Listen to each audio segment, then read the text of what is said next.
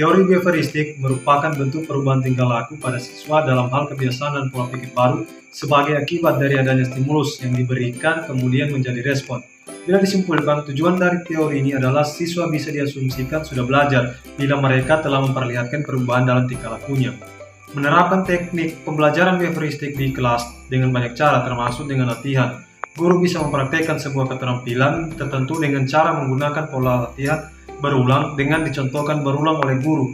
Ini bertujuan agar siswa terbantu dalam melihat pengulangan dan pengulangan dalam sebuah keterampilan sehingga mereka bisa lebih paham. Sosial kognitif adalah teori yang menonjolkan gagasan bahwa sebagian besar pembelajaran manusia terjadi dalam sebuah lingkungan sosial. Dengan menguasai orang lain, manusia memperoleh pengetahuan, aturan-aturan, keterampilan-keterampilan, strategi-strategi, keyakinan, dan sikap-sikap. Konstruktivisme adalah teori yang meyakini bahwa pengetahuan dibentuk oleh diri kita sendiri. Pengetahuan itu dibangun melalui pengalaman yang sudah ada dengan mengadaptasi informasi baru.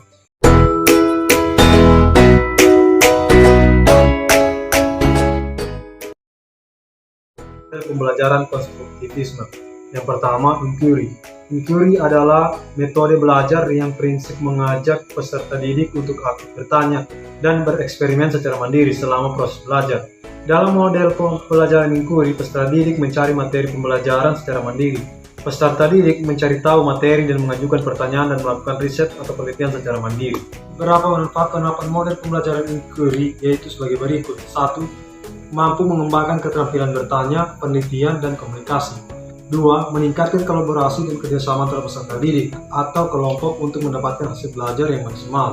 3. Mampu memecahkan masalah, membuat solusi, dan mengatasi pertanyaan dan masalah kehidupan nyata. Dapat mengembangkan bakat, mengembangkan keterampilan berpikir kritis, atau meningkatkan keberhasilan belajar. 2. Model jigsaw. Metode pembelajaran ini dapat digunakan jika materi yang akan dipelajari dapat dibagi menjadi beberapa bagian. Materi tersebut tidak harus disampaikan secara beruntun. Metode ini dapat melibatkan seluruh siswa dalam kelas dan sekaligus dapat melatih siswa untuk dapat mengajarkan sesuatu kepada orang lain. 3. Model problem based learning. Model pembelajaran problem based learning atau PBL merupakan salah satu model pembelajaran inovatif. Model pembelajaran ini dapat memberikan kondisi belajar aktif kepada siswa di mana siswa terlibat untuk memecahkan suatu masalah melalui tahap-tahap metode ilmiah.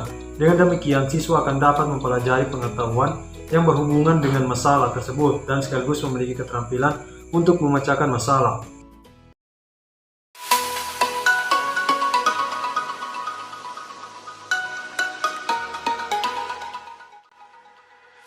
Nah, untuk kasus yang pertama, di sini kita bisa melihat dari segi usia, di mana umur 7 tahun masih termasuk dalam tahap perkembangan kognitif praoperasional, di mana anak dalam tahap ini masih memahami sesuatu secara simbolik atau dunianya masih bermain. Nah, Tania ini juga termasuk dalam masa peralihan dari TK ke SD. Jadi masih menyesuaikan diri dengan segala tuntutan yang ada di sekolah dasar. Nah, di sini guru memiliki peran yang sangat penting dalam memberikan motivasi terhadap Tania. Nah, yang pertama dilakukan mencari tahu terlebih dahulu alasan Tania tidak semangat dalam proses pembelajaran sehingga ia memiliki kemampuan yang rendah. Kemudian yang kedua, mengenali apa potensi dari Tania. Kemudian yang ketiga, melakukan bimbingan khusus serta memberikan reward atau apresiasi ketika si Tania dapat melaksanakan belajar dengan baik selama dalam proses pembelajaran di kelas.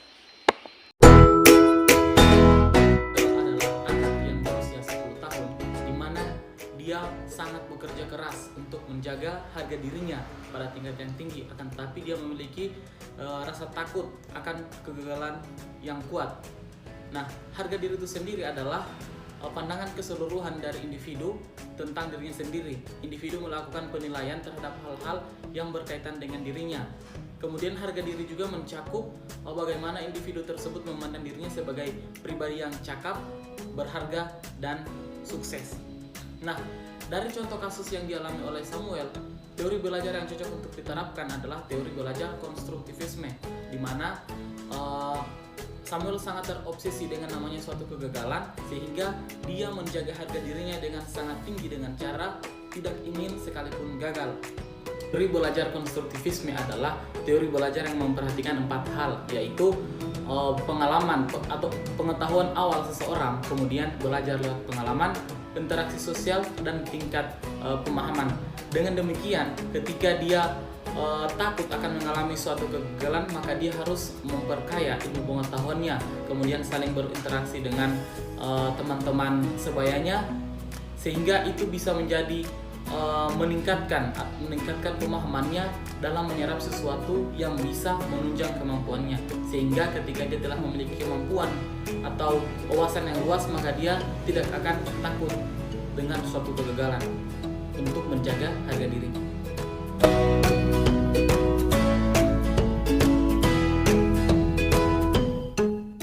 Sandra berumur 13 tahun. Sandra adalah siswa yang tenang dalam kelas dan meremehkan keterampilan dirinya sendiri. Sehingga hal yang harus dilakukan oleh guru terhadap permasalahan yang Sandra alami adalah memberikan teori belajar yang cocok. Teori belajar yang cocok yaitu teori belajar behavioristik, di mana teori ini lebih mengedepankan proses perubahan tingkah laku peserta didik dalam proses pembelajaran, karena adanya interaksi antara stimulus dan respon, sehingga guru harus memberikan motivasi baik berupa penguatan maupun dorongan secara berulang-ulang agar motivasi yang diberikan oleh guru dapat diingat atau dapat tertanam di pikiran Sandra. Selanjutnya yang harus dilakukan oleh guru adalah memberikan pujian ataupun memberikan hadiah ketika Sandra berhasil dalam proses pembelajaran, entah itu dapat mengerjakan tugas, dapat menjawab pertanyaan guru, dan lain-lain seperti itu, agar dapat menambah motivasi belajar Sandra dalam proses pembelajaran. Seperti itu. Terima kasih.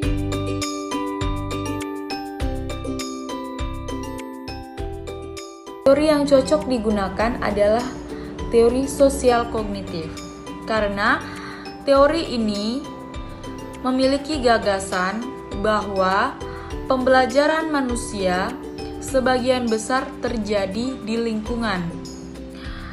Ada 4 unsur sosial kognitif. Yang pertama adalah memperhatikan, di mana subjek diharuskan untuk memperhatikan model yang akan ditirunya. Kemudian mengingat. Nah, subjek setelah memperhatikan harus mengingat sehingga dapat menyimpannya dalam sistem ingatan. Kemudian yang ketiga adalah reproduksi gerak. Setelah memperhatikan, mengingat, kemudian dapat menghasilkan suatu tingkah laku terkait dengan apa yang telah dilihat. Kemudian motivasi. Motivasi ini juga tidak kalah penting dari ketiga unsur tadi, yaitu mendapatkan dorongan agar bisa melakukan apa yang harus dipraktekkan. Nah, kemudian motivasi. Motivasi ini juga tidak kalah penting dari ketiga unsur tadi, yaitu mendapatkan dorongan agar bisa melakukan apa yang harus dipraktekkan. Nah, kemudian kalau dari saya simpulkan terkait dengan kasus Robert ini,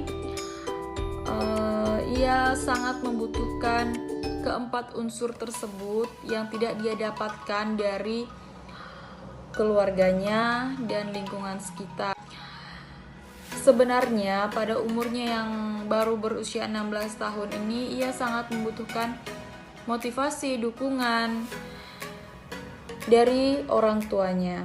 Nah, guru bisa membangkitkan semangat Robert dengan cara menerapkan 4 unsur tersebut, yaitu yang pertama dengan memberikan perhatian, memberikan motivasi lebih dari sekolah untuk anak yang bernasib sama dengan Robert juga.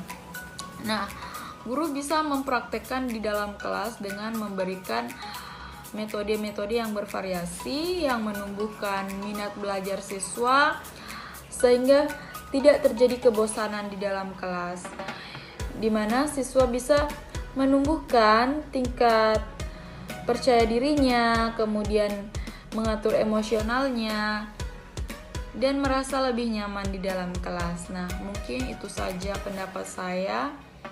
Terima kasih.